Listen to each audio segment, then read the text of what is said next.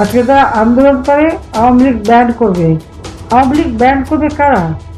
কয়েকটা ভাসমান যাদের কোনো অস্তিত্ব ছিল না, ওই ইউএসএর অর্থ, সেই সোরসের অর্থ আর ইউএসএর অর্থ দিয়ে লালিত পালিত এরা আজকে রাজনৈতিক নেতা হয়, রাজনৈতিক দল করে, আবার আওয়ামী লীগকে ব্যান করে, ছাত্রলীগকে ব্যান করে। এদের দুঃসাহস দেখে আমি অবাক হয়ে যাই। আর যত জঙ্গি, সেই জামাতে ইসলামী, যুদ্ধাপরাধী, হিজবুত তাহরীর, যারা সম্পূর্ণভাবে জঙ্গি সংগঠন, আর এদের সাথে জুড়ছে যে যত জঙ্গি সন্ত্রাসী বন্দিখানায় ছিল সবাইকে মুক্ত করে দিয়ে তাদের দ্বারা আজকে রাষ্ট্র চালাচার একের পর এক সব ধ্বংস করে যাচ্ছে। আওয়ামী লীগ ভেসে আসে না, আওয়ামী লীগ কোনো পরগাথা না। ছাত্রলীগ 1948 সালে প্রতিষ্ঠিত, ভাষা আন্দোলনের সংগ্রামের মধ্য দিয়ে। আর আওয়ামী লীগ 1949 সালে বাংলার দুঃখী মানুষের অধিকার প্রতিষ্ঠার আন্দোলন সংগ্রামের মধ্য দিয়ে আওয়ামী লীগ প্রতিষ্ঠিত। আর এই আওয়ামী লীগই স্বাধীনতা এনে দিয়েছে। আজকে যে স্বাধীন দেশেরা বাস করে, বাংলাদেশ নামটা বলে, ওটাও কিন্তু বঙ্গবন্ধু শেখ মুজিবের দেওয়া, এবং সেটা আওয়ামী লীগ সংগঠনকে নিয়েই তিনি বাংলার মানুষকে ঐক্যবদ্ধ করে দেশটা স্বাধীন করেছেন। একথা ভুললে চলবে না। আজকে যে একটা নিজের পরিচয়, পাসপোর্ট, একটা ঠিকানা, একটা দেশ আওয়ামী লীগই দিয়েছে, জাতির পিতা বঙ্গবন্ধু শেখ মুজিবের নেতৃত্বে। আজকে যারা ব্যান করার জন্য আন্দোলন করে তাদের বোঝা উচিত। আর এটা আমাদের হিসাব করতে হবে এখন, যে তারা শহীদের তালিকা বানিয়ে কতজন মারা গেছে, আর তার বাইরে আওয়ামী লীগ, পুলিশ, সংখ্যালঘু সম্প্রদায়, শ্রমিক, ছাত্র, শিক্ষক কতজনকে তারা হত্যা করেছে। সেই হিসাবটা করলে পরে দেখা যাবে যে শহীদের তালিকা কিন্তু এদিকেই ভারী।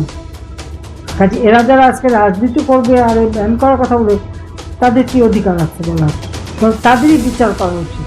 ইউনূস ক্ষমতা আসার পর সেখানে আন্দোলন যারা করতে যাচ্ছে তাদের বাকি কি জুটছে? আন্দোলন করতে নামলেই শ্রমিকরা নেমেছে, সেই মাদ্রাসা শিক্ষক, স্কুল শিক্ষক, ছাত্র, যারা যখন গার্মেন্টস শ্রমিক, অন্য শ্রমিক, যারা যখনই নেমেছে সঙ্গে সঙ্গে তাদেরকে সাউন্ড গ্রেনেড মারা, টিয়ার গ্যাস মারা, তারপরে লাঠিপেটা করা, গুলি করা, এমনকি হত্যা করে লাশ গুম করেছে। তাহলে ফ্যাসিবাদকে আমাদের সময় যখন আন্দোলন করেছে, আমি যাদের ক্ষমতা ছিলাম, এই ছাত্রী রাত, কত গভীর রাত পর্যন্ত, সারা রাত পর্যন্ত এই ছাত্রদের সাথে একসাথে তারা কিন্তু আন্দোলন করেছে। কোনো ছাত্রীকে তো কখনো, কোনো মেয়েকে তো অপমান করতে কেউ পারেনি। আমি সার্বক্ষণ নজরে রেখেছি। আমাদের দলের লোক, আইন শৃঙ্খলা রক্ষার সংস্থা, পুলিশ, ঢাকার কমিশনার বা আইজিপি সবাইকে দিয়ে নজরে রেখে মেয়েদের জন্য কোনো রকম ভালোভাবে যেন তারা হলে, এবং হলের মধ্যে যে তারা আমাদের ছাত্রলীগের মেয়েদের পর্যন্ত অত্যাচার করেছে, অথচ তারা যখন বাইরে, তাদের নিরাপত্তার জন্য আমি নজরদারি করেছি। এটা তারা কি জানে? যখন আমি নাই, আজকে তাদের কি অবস্থা? রাস্তায় নামতে পারে? প্রতিনিয়ত তারা নির্যাতিত হচ্ছে, ধর্ষিত হচ্ছে, তাদের অত্যাচার হচ্ছে। মানুষের খাবার নাই, ঘর নাই, বাড়ি নাই, কৃষক বিদ্যুৎ পায় না, সেচ দিতে পারে না, বীজ পায় না, সার পায় না, একটা ইন্ডাস্ট্রি বন্ধ, শ্রমিক কাজ পায় না, আর ছাত্রছাত্রীরা পড়াশোনা করবে কি? আজকে ছাত্রলীগের ছেলে হলেই তাদের সার্টিফিকেট বাতিল করে, তাদের পড়াশোনা করতে দেবে না। আমি যতদিন ক্ষমতায় ছিলাম, সে ছাত্র শিবির হোক, ছাত্র দল হোক, যে দলেরই হোক, সবাই তো লেখাপড়া করার সুযোগ পেয়েছে, এটা তো অস্বীকার করতে পারবে না। তাহলে স্বেচ্ছাচারী কে? স্বেচ্ছাচারী কে? স্বৈরাচার কে? ফ্যাসিবাদ? তুলনাটা করে দেখলেই কিন্তু সামনে চলে আসে।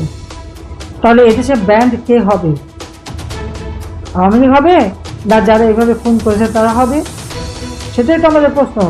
অবৈধভাবে যারা ক্ষমতা দখল করেছে, যার কোনো সাংবিধানিক ভিত্তি নাই, যে জনগণের ভোটে নির্বাচিত না, জনগণের ম্যান্ডেট নাই, একটা ভাওতাবাজি, ধোঁকাবাজি করে অন্য দেশের পয়সা দিয়ে দেশের সর্বনাশ করে তারপর ক্ষমতায় উঠেছে, তার কি মেটিকুলাস ডিজাইন করে ক্ষমতা এসেছে। কোনো আন্দোলন না, মেটিকুলাস ডিজাইন, অর্থাৎ সূক্ষ্ম পরিকল্পনা করে একটা অপকর্ম করে আজকে ক্ষমতায় এসেছে। তার হুকুম, সে হুকুমের কি মূল্য আছে, বৈধতা আছে? তার নির্দেশ কি বৈধতা আছে?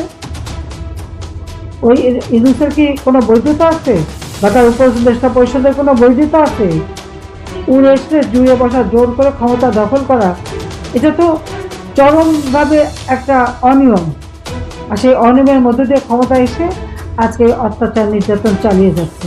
ফ্যাসিবাদ ইউনূস ক্ষমতা বসে আছে, আর তার হাতে যে কয়েকটা, যাদের নাক টিপলে এখনো দুধ গলে, তারা আবার বড় বড় কথা বলে এবং তারা আওয়ামী লীগের সমালোচনা করে। তাদের দুঃসাহস দেখলে আমি অবাক হয়ে যাই। এটার জন্য মনে না করে যে আমি সব ছেড়ে এসেছি। আমি কিন্তু সাংবিধানিক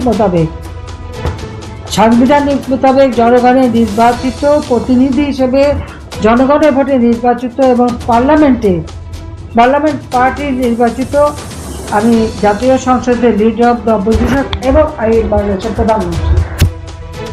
মনে রাখতে হবে, আইনসম্মতভাবে প্রধানমন্ত্রী যখন আমি ঘুরে যে বসে, তাদের ক্ষমতার কোনো ভিত্তি নাই, এটা তাদের স্মরণ করে দিতে চাই আমি।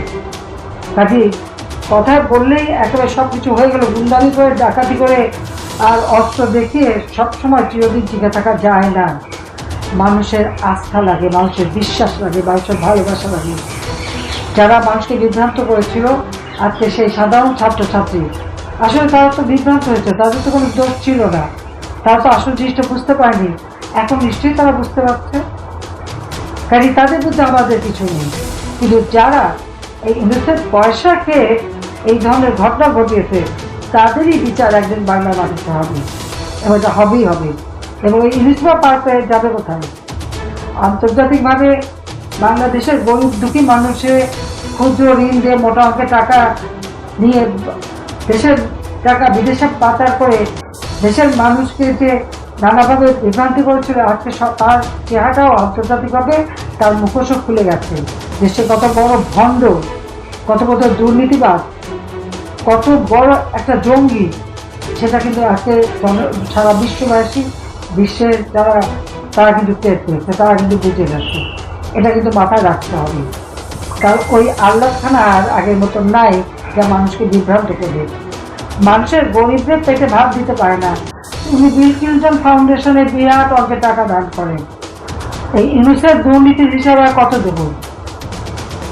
সাথে আমি, জয়, রুতুল, রেহানার বাচ্চারা, 3 বাচ্চা, সবার বিরুদ্ধে দুর্নীতির মামলা দেয়। কি দুর্নীতি পেয়েছে আমি জানিয়ে দিচ্ছি। কত টাকা পেয়েছে, কোথেকে এনেছে টাকা, সেটা তাদের জানাতে হবে, সেটা স্পষ্ট জাতির কাছে বলতে হবে। মুখে দুর্নীতি করলে হবে না। আর মিথ্যা কথা বলা আর মিথ্যা করে অপপ্রচার করা, সেটা মেনে নেওয়া যাবে না।